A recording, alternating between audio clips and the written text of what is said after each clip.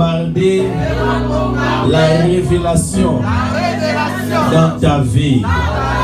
Dieu va te parler comme jamais auparavant. Acclamons le Seigneur. Alléluia, alléluia. Dieu est bon, Dieu est bon. Alléluia. Merci, merci. On prend la Bible, on reste debout avec la Bible.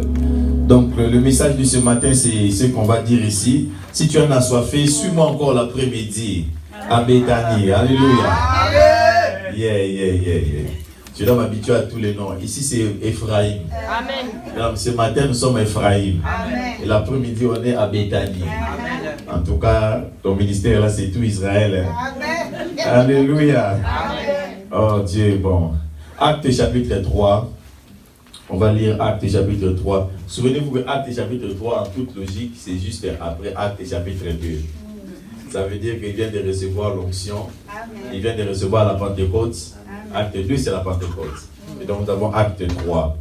Acte 3, le premier verset jusqu'au verset 10. Acte 3, 1 à 10. Qui sait dans son cœur que Dieu est ici? Amen. Que Dieu va lui parler, tu vas lui faire du bien. Amen. Yes. Acte 3, 1 à 10. Lisons ensemble, chacun dans sa version. À haute voix, lisons. Pierre et Jean montaient au temple à l'heure de la prière. C'était la 9e heure. Or, on portait un homme infirme de naissance qui était placé tous les jours à la porte du temple appelé la Belle pour demander un acte de compassion à ceux qui entraient dans le temple. Voyant Pierre et Jean qui allaient entrer dans le temple, il se mit à demander un acte de compassion. Pierre, avec Jean, le fixa et dit, « Regarde-nous. » Lui les observait, s'attendant à recevoir d'eux quelque chose. Mais Pierre dit, « Je n'ai ni argent ni or, mais ce que j'ai, je te le donne. Au nom de Jésus-Christ de Nazareth, lève-toi et marche. » Le saisissant par la main droite, il le fit lever. À l'instant même, ses pieds et ses chevilles devinrent fermes. D'un bond, il fut debout et il se mit à marcher. Il entra avec eux dans le temple, marchant, sautant et louant Dieu. Tout le peuple le vit marcher et louer Dieu. On le reconnaissait. C'était l'homme qui était assis à la belle porte du temple pour demander les actes de compassion. Les gens furent saisis d'émoi et de stupéfaction au sujet de ce qui lui était arrivé. Quelqu'un dit Amen. Amen. On s'asseoir dans la présence de Dieu. Seigneur, merci pour cette parole. Alléluia. Amen. Je suis dans un exercice de respecter le temps. Il faut me faire signe. La prophétesse, il faut me faire signe. Il ne faut pas me laisser seulement parler. Il faut me faire signe. Alléluia. Amen. Je vais intituler ce message « Ce que j'ai, je te le donne ». Amen. Ce que j'ai, je te le donne. Cet homme, sa vie a changé parce qu'il a rencontré 2 hommes de Dieu qui venaient de faire l'expérience de la Pentecôte. Et cette expérience les avait transformés. Il a rencontré 2 hommes qui étaient des hommes transformés. Vous devez comprendre que Jésus, pendant sa vie et pendant son ministère, est passé plusieurs fois dans les temples. La première fois dont on parle de Jésus dans les temples, c'est au moment où il vient pour être circoncis. Vous savez, les gens disent que le sang de Jésus a commencé à couler à la croix. Moi, je te dis que le sang de Jésus a commencé à couler dans les temples. Parce que quand il avait 8 jours, Jésus fut circoncis. J'ai un garçon, et je sais que quand on circoncis, le sang coule. Quelqu'un dit Amen avec moi. Amen. Le sang de Jésus a commencé par la circoncision, à couler dans le temple. Peut-être tu n'as jamais entendu ça, mais c'est ça qui est la vérité. Et il avait 8 jours, ces jours-là, selon la loi que l'Éternel avait donnée à Moïse. Et c'est Jésus qui était venu dans le temple. Je crois que comme il avait 8 jours, je suis de ceux qui croient que c'est probable que déjà à l'époque, le monsieur qui va être guéri plus tard par les apôtres était déjà là. C'est vraiment probable que déjà à l'époque, le monsieur qui était en train d'être guéri plus tard par les apôtres était là. mais Jésus de Nazareth ne l'avait pas guéri. Alléluia. Amen. Jésus de Nazareth ne l'avait pas guéri. Et parce que le Seigneur ne l'avait pas guéri, parce que le Seigneur l'avait laissé, ça veut dire que ce n'était pas encore son temps. Il y a beaucoup de choses qui ne se passent pas dans nos vies, pas parce que Dieu est impuissant, mais parce que ce n'est pas encore le temps. La Bible dit dans Ecclésiaste chapitre 3, versets 1 à 8, « J'ai vu donc que chaque chose a son temps sous le soleil. » Jésus va venir plus tard dans le temple à l'âge de 12 ans. Je crois qu'à l'âge de 12 ans, le Messie était toujours là en train de mentir. Jésus avait toute la puissance de Dieu en lui et toute la divinité en lui. La Bible dit dans le livre de 1 Timothée, le mystère de la piété est grand. Dieu a été vu par les anges. En d'autres termes, la première fois que les anges ont pu voir Dieu, c'est en Jésus de Nazareth. Car la Bible dit que personne n'a jamais vu Dieu si ce n'est le Fils unique du Père. Et c'est lui à qui il veut les révéler. Car les anges qui servent le Seigneur, la Bible dit, ils ont des ailes pour se couvrir les yeux, pour ne pas voir la sainteté de l'Éternel. Oui, c'est vrai. Dieu est invisible aux invisibles. David, en parlant de Dieu, dit que Dieu habite une lumière inaccessible qu'aucun œil n'a vu ni ne peut voir. Dieu est présent parmi nous, oui, mais Dieu est aussi transcendant. Il n'habite pas dans le troisième ciel. Le troisième ciel, c'est la présence de Dieu, le jardin de délices qu'on appelle tout simplement le paradis. Mais Dieu est même au-dessus du troisième ciel. Amen. Vous savez, Ésaïe dit, l'année de la mort du roi Osias, je vis le Seigneur, il était sur un trône très élevé et les pans de sa robe remplissaient les temples. Et beaucoup de gens, quand ils lisent ce verset, ils croient que Dieu était dans le temple. Le texte est clair. Le Seigneur était au-dessus du temple. Dans le temple, il n'y avait que sa gloire. Il n'y avait que les pans de sa robe. Dieu n'était même pas dans le temple. Dieu habite dans les cieux des cieux, dans un monde qui est invisible, même aux invisibles. C'est pour cela que la Bible dit que c'est par la foi que Moïse n'a pas eu peur d'affronter la colère du Pharaon, car il était comme un homme qui voyait les dieux invisibles. Et Dieu t'amène dans cette dimension où tu peux voir les dieux invisibles. Les dieux qui n'est pas limité par les choses visibles et invisibles, mais qui est celui qui les a créés.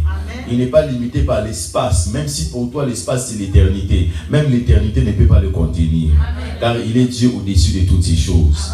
C'est Dieu-là habité dans cet homme qu'on appelle Jésus. La Bible dit que Jésus c'était Dieu parmi les hommes, Emmanuel. Mais Jésus à l'âge de 12 ans est venu dans le temple, il a vu cet homme, mais il a laissé. Parce que son temps du miracle n'était pas encore arrivé. Le Messie était toujours en train de mentir. Jésus va revenir plus tard dans le temple. Il va commencer à chasser les voleurs, mais il ne va pas guérir ces messieurs. Il va les laisser. Jésus va revenir encore plus tard dans le temple pour pouvoir dire, détruisez ces temples et en 3 jours je vais les rebâtir. Mais il avait vu ces messieurs, mais il avait quand même laissé. Jésus a été crucifié sur le mont appelé Golgotha, qui est tout simplement en dehors de la ville de Jérusalem. Et la Bible dit que selon la prophétie, il devait mourir en dehors du camp, en dehors de Jérusalem. Il est passé par là, il a vu ces messieurs, mais il avait quand même laissé. Parce que son miracle avait une date précise. Amen. Ce n'est pas parce que ton problème est en train de durer que ton problème est éternel. Il n'y a pas de problème éternel dans ce monde. Amen. Toute activité a un temps donné, une saison donnée. J'ai vu donc sous le ciel, dit Ecclésiaste chapitre 3, que chaque chose a son temps. Amen. Le mot temps là ne parle pas du temps précis. Ça veut dire l'heure.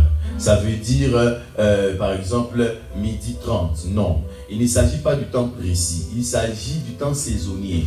Ça veut dire kratos. Donc, on n'est pas dans le chronos, qui est le temps précis. On est dans le kairos. Je pas le kratos. On est dans le kairos, qui est le temps saisonnier. Ça veut dire l'époque. Ça veut dire l'âge. Ça veut dire la période. Est-ce que vous me comprenez? Chaque activité humaine a sa période. Chaque activité humaine a son opportunité. Amen. Et la Bible commence maintenant à dire, il y a un temps pour naître, il y a un temps pour mourir. Amen. Il y a un temps pour s'aimer, il y a un temps pour moissonner. Il y a une saison où dans ta vie, tu ne feras que s'aimer. Il y a une autre saison où tu ne feras que moissonner. Il y a un temps pour pleurer, il y a un temps pour rire. On ne commence pas par rire pour pleurer, on commence par pleurer pour rire. Même si tu pleures aujourd'hui, ce n'est pas grave, ce n'est pas éternel. Il n'y a pas de problème éternel. Chaque problème a une date d'expiration. Ces messieurs pouvaient avoir l'impression que le Seigneur a visité la terre, mais l'a oublié. mais Dieu ne l'avait pas oublié. Il y a une histoire qu'on enseigne dans les écoles théologiques. C'est une histoire qui n'est pas dans la Bible, c'est une histoire de la tradition chrétienne qui raconte l'histoire d'un roi qui était au niveau de l'Éthiopie, là, au niveau du nord de l'Afrique. Et ce roi avait entendu parler de Jésus pendant qu'il faisait son ministère. Et vous savez, quand vous lisez dans la Bible, on vous dit que la renommée de Jésus avait traversé les frontières d'Israël. La Bible dit même plus tard que les Grecs sont venus voir Jésus. Les Grecs, c'était les savants de ces temps-là. Et quand ils sont venus voir Jésus, la Bible dit que Jésus a changé la dimension de son enseignement. Vous savez, Jésus parlait beaucoup des paraboles, des choses comme ça, des oiseaux, des semeurs. Mais les jours où les Grecs sont venus, Jésus a commencé à expliquer les signes du temps de la fin. Dans Matthieu chapitre 24. Il a commencé à expliquer comment les choses vont finir. Parce que là maintenant, on n'est plus en train de parler au petit peuple. On est en train de parler aux sénateurs, aux philosophes. Et Jésus a élevé la dimension de son enseignement. Et le Nouveau Testament sera écrit en grec. Quelqu'un dit amen avec moi. Amen. Donc Jésus était pas seulement le guérisseur, mais il était aussi vu par certains comme un grand philosophe. Un homme de grande influence dans son temps. Un sage, dont la sagesse dépassait les frontières de la Palestine. Et donc il y avait un roi qui avait envoyé ses serviteurs parce qu'il était malade. Il avait écrit même une lettre pour demander à Jésus de venir le guérir. Et il avait beaucoup d'argent, donc il avait mis tous les moyens pour qu'on emmène le Seigneur. On enseigne ça dans le cours de missiologie. Et le Seigneur va lui répondre en disant, j'ai encore un travail que j'ai fait pour mon père ici en Israël. Mais quand je vais finir ce travail, je vais venir vers toi et je te guérirai. Je te promets. Laisse-moi seulement finir ce que j'ai fait en Israël. Et quelque temps après, le roi va apprendre que c'est Jésus-là qui devait venir est mort. Donc pour lui, il s'est dit, bon, c'est fini, il n'est pas venu. Mais il avait dit, quand je vais finir le travail que je vais faire, je viendrai vers toi. Et c'est comme ça qu'un fils spirituel de l'apôtre Pierre, qu'on appelle l'apôtre Marc, vous savez, dans la Bible, dans Actes chapitre 12, quand Pierre était en prison, la Bible dit, les disciples étaient en train de prier dans la maison de Marie, la maman de Jean-Marc. Jean-Marc, là, c'est celui qu'on appelle Marc, l'évangile de Marc. C'est un fils spirituel de l'apôtre Pierre. Et vous savez, l'apôtre Pierre n'a pas vraiment étudié. Et donc, ce que l'apôtre Pierre connaissait de Jésus, c'est les miracles. C'est pour cela, quand vous lisez l'évangile de Marc, c'est l'évangile des miracles. C'est l'évangile très, très court, mais où on parle des miracles. Parce que Pierre, quand il parlait de Jésus, il racontait seulement les histoires des miracles. Et on dit que quand Pierre racontait les miracles, pendant qu'il parlait, les miracles s'opéraient. Et donc, vous imaginez maintenant cette onction-là sur son fils spirituel. Et donc, quand Marc maintenant descend, il commence à évangéliser l'Éthiopie, il va arriver jusque dans le royaume de ces rois-là. Et quand il va arriver dans le royaume de ces rois, juste à l'entrée, vous savez, à l'époque, les villes avaient des murs, des murailles. Juste à l'entrée de la ville, il guérit un aveugle, il guérit des paralytiques. La nouvelle se répand dans tout le royaume. Il y a un monsieur qui est venu, il paraîtrait que c'est un disciple de Jésus. Et il guérit comme Jésus. Et chaque fois qu'il guérit, il dit au nom de Jésus. Et il y a des miracles. Et le roi a demandé à le voir. Et quand le roi l'a vu, il a prié pour le roi a été guéri. Alors maintenant, il lui dit, je suis ici, j'ai été envoyé par Jésus. Il m'a dit de te dire qu'il t'avait envoyé la parole pour te dire, il doit d'abord finir un travail qu'il fait. Quand il va le finir, il viendra te guérir. Est-ce que tu me suis? Nous sommes en tant qu'Église, la prolongation de la présence de Jésus sur la terre. Nous sommes la prolongation de la présence de Jésus sur la terre. C'est pour cela, lorsque Paul est en train de persécuter l'Église, Jésus lui est apparu. Non pas sous la forme d'un homme avec des mains percées, mais sous la forme d'une lumière. Et il a dit, qui es-tu? Il lui a répondu, je suis Jésus que tu persécutes. Parce que j'habite dans chacun de mes enfants. Chaque fois que tu frappes un de mes enfants, c'est moi que tu es en train de frapper.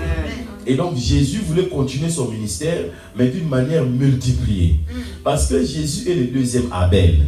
Vous savez, le premier Abel a été tué par son frère. Son frère s'appelait Caïn. Il avait tué parce qu'il avait fait une offrande à Dieu qui était agréée par Dieu. Parce que c'était l'offrande selon les principes. Et la Bible dit, c'est par la foi qu'Abel a offert un sacrifice plus excellent que celui de Caïn. La Bible ne dit pas que le sacrifice de Caïn était mauvais. Mais la Bible dit, comparé au sacrifice d'Abel, le sacrifice d'Abel était mieux. Parce que Abel signifie vapeur. Caïn, c'est Dieu m'a donné un homme.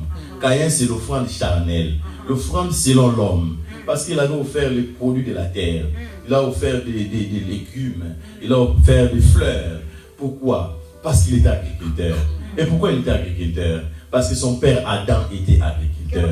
La Bible dit l'Éternel plaça Adam dans le jardin pour le cultiver et le garder.